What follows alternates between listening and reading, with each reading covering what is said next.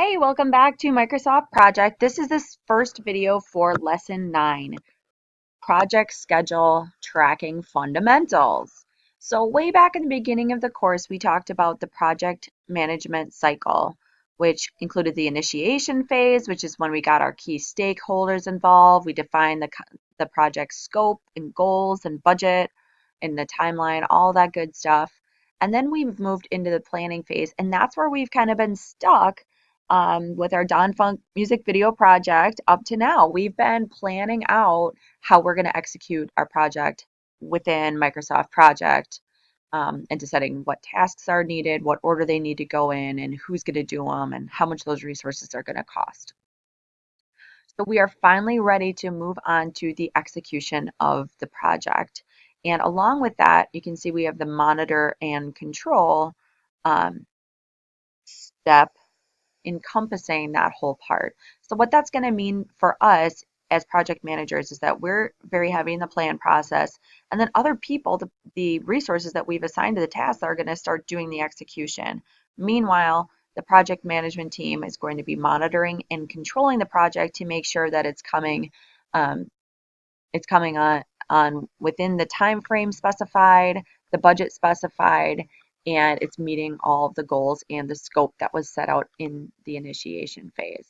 And so one of our first steps in monitoring and controlling a project is going to be establishing a baseline. So a baseline is just an approved version of the scope, schedule, and budget of the project. Is this the same thing as the initiation phase? No, it's not. There's much greater detail here. So this is everything you've plugged in into the planning phase. Um, whoops into project. So it'll become like a snapshot of what your original plan was. So once you've gone in there, you've put all of your tasks, your resources, you made your assignments, you basically just take a snapshot of what the schedule is supposed to look like, when all the start and finish dates are, all the milestones and deadlines that you have, and the plan costs based on all of the rates you have for your resources and what tasks that they're assigned to, and all your tasks laid out in order. So that's what we're going to be learning to do right now. So to set a baseline, this demonstration is in Don Funk Music Video 9M, starting on page 184 of your textbook. So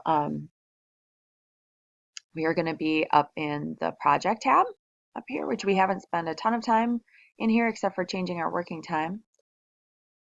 And we are going to go over here in the schedule area and click set baseline. It's a drop down menu, and go ahead and click set baseline. We're just going to keep all of the default selections selected and click OK. Drum roll, please. Oh, wow, what a letdown. Thanks, Microsoft Project. It sounded like it was going to be super exciting. So in true Microsoft Project style, something actually happened, but we just can't see it in this particular view.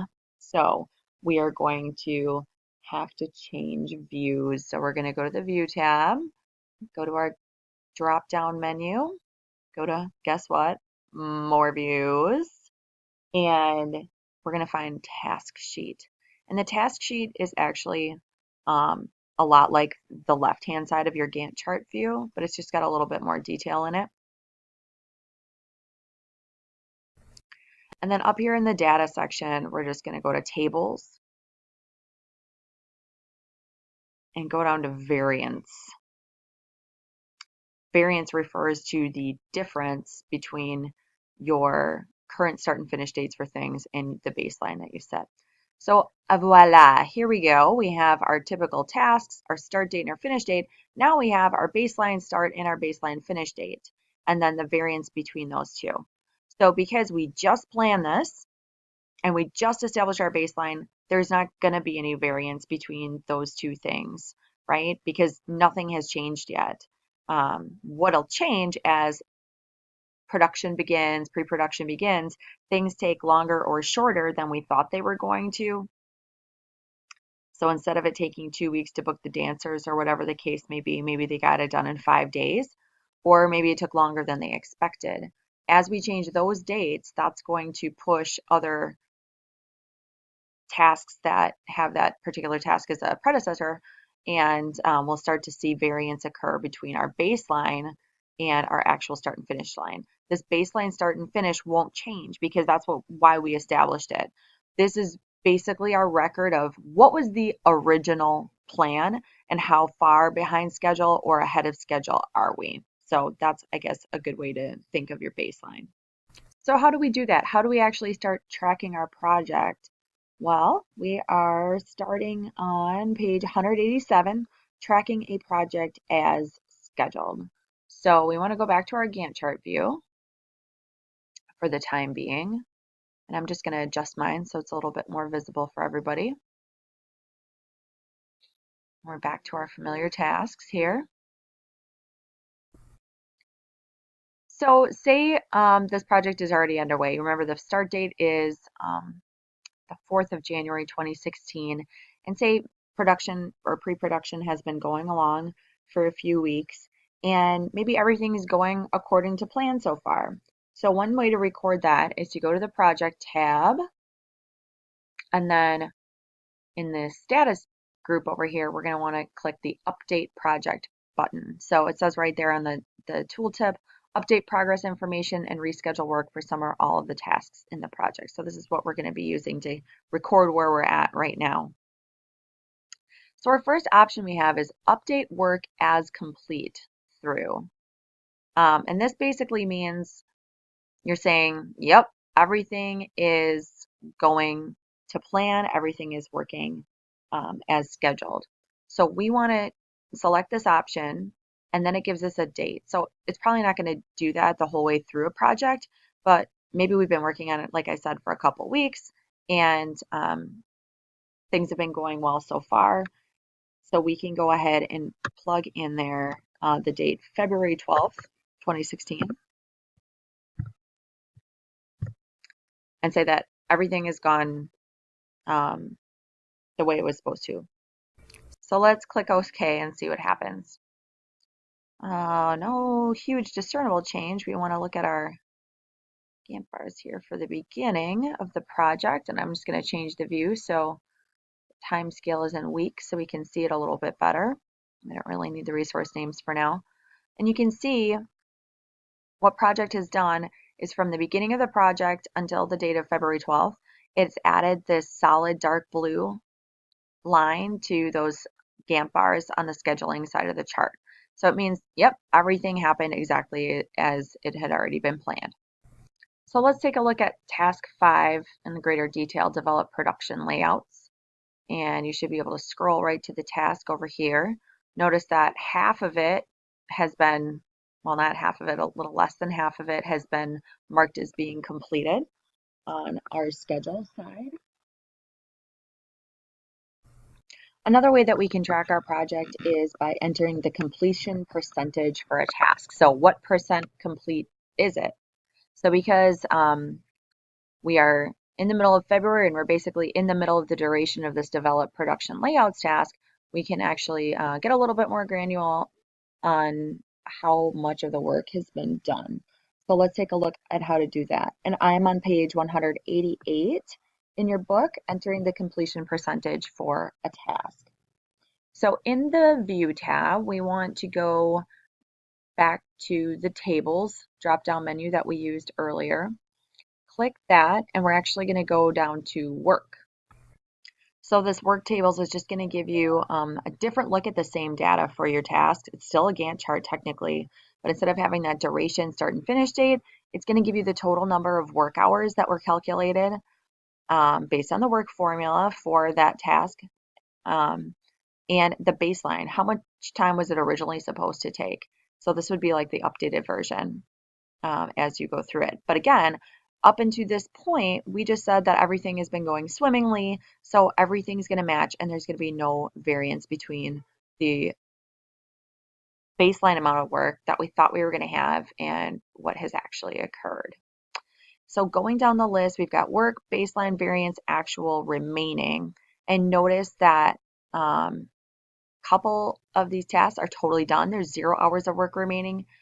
Tasks 4 and 5, task 4 just has like an hour and a half remaining or something like that. But task 5 has got another 200 hours left. And based on that, and the original amount of work, it gives you a percentage of the work that's been completed so far. And this is what we are going to, this is another way that we can track the amount of work that's done. So say the original duration for this task was however many days, it was supposed to be 280 hours of work, but they're kind of ahead of the game maybe. And instead of it taking that long, we can track it and say, you know what, I bet they're actually halfway done with this task, developing the production layouts. Or the way the book wants us to put it is to go ahead and say, you know what, they are done. They are 100% complete on this task. And let's see what happens when we do that. As soon as we hit that, the remaining hours go to 0, the variance goes to 0, and that entire Gantt bar on our schedule has that solid blue line applied to it, showing that it's actually completed. So let's try it again with step 6, and that was identifying and reserving locations. Okay, so that was supposed to take 421 hours, give or take. If we go over here on our schedule side, the big block of time, I think it was supposed to be 2 weeks or whatever it was, or almost a month. And let's say by this point in time, when we're updating this, maybe it's still that same day in February, they're actually halfway done with this. They're ahead of schedule, basically. So we can go ahead and put 50% in there and press enter. And you can see project updates the actual and remaining based on that. And it goes ahead and it plops a solid line right through the middle of that Gantt bar. So that is how we can track our updates via the percentage of work completed. Another thing that's kind of cool about this is now on the schedule side of the Gantt bar, if you hover over the progress part, you can see the task name, the actual start date, and when it was completed through, and the percentage complete. So you can kind of do a really quick checkup on it to see where it is. So imagine if you and your boss are in 2 different locations and you're the one in charge of updating this part of the project, they can just get a really quick look and see how the project's tracking along versus the baseline just by looking at this information that you've already updated for them. So pretty handy.